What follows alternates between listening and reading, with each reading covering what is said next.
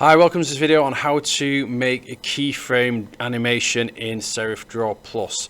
So when you first open up Serif Draw Plus to get started with, you're going to have this splash screen here, and what we're going to do is going to click on New Drawing.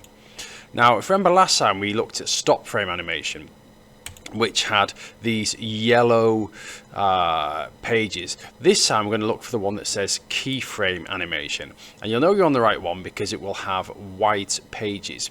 And all I'm going to do from there is simply click on, I'll go for this one here, large pop-up, that'll do, and that's given me a blank canvas to work with. Now there are some slight changes on this setup compared to stop frame. So if we come down to the bottom here, it all revolves around the timeline here, where instead of having clone and onion skinning and those kind of tools, they don't exist in keyframing, because keyframing is not just copying a frame and then making a slight change and copying and making a slight change. It's more about setting point A and then point B, and then the computer will calculate the necessary frames in between. So all I have really on here is an insert and a delete, and we'll look at that in a short moment.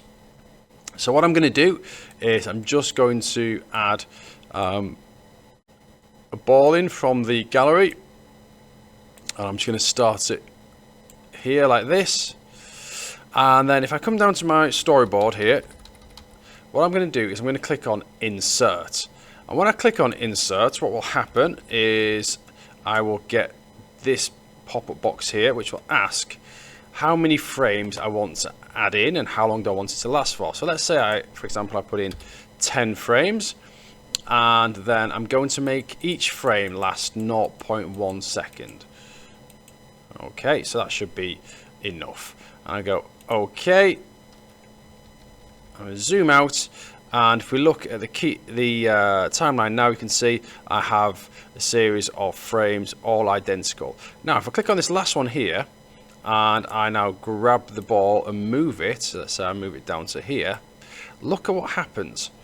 If I go to zoom in on the timeline, you can see that the computer's automatically calculated the movement of the ball in that angle of trajectory and divided it by 10 frames and moved it the relevant amount, so it just gradually moves down into the corner, so I don't have to do anything there.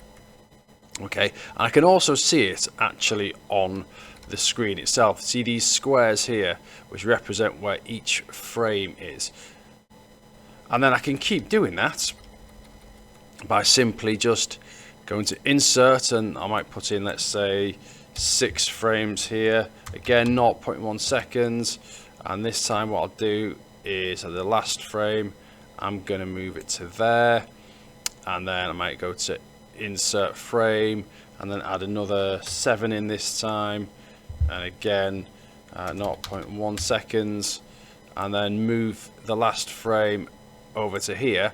And if I was to run this now by clicking on the play button in the bottom right hand corner, asks me to open it, click on open, and there we can go. We can see that I've made a simple keyframe animation in relatively quick time there.